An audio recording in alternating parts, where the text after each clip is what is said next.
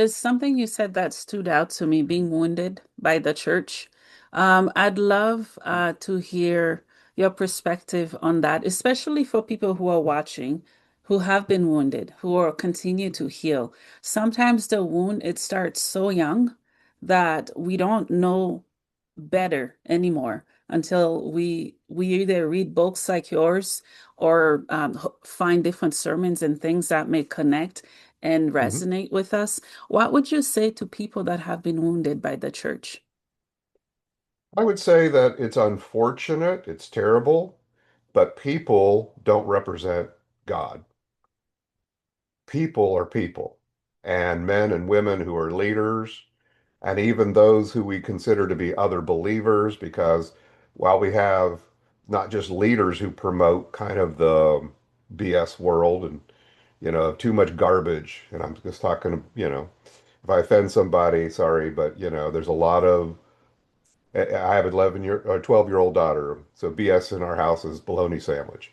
So there's a lot of bologna sandwich going around in the world, and it comes through that men and women love power and control. And in the church is one of the places where they can have power and control. Politics is another. We won't get into that. There's good and bad and ugly in a lot of things. But in the church, men love power. Okay. And when you get in a position of leadership, you're in a position of power. Now, not all leaders are bad. Maybe some leaders started with the total right intent. They wanted to help people. They loved the Lord. But somewhere they started listening to voices, whether it's other people teaching them, thoughts in their own mind.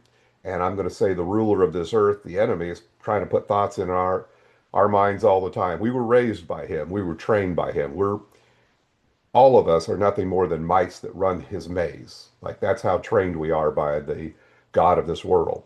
So it's real easy for him to just whisper in our ear, like, oh, you're a leader of this congregation. Now you have the responsibility to make sure they don't, you know, go sideways and things don't go wrong. So you need to exert control.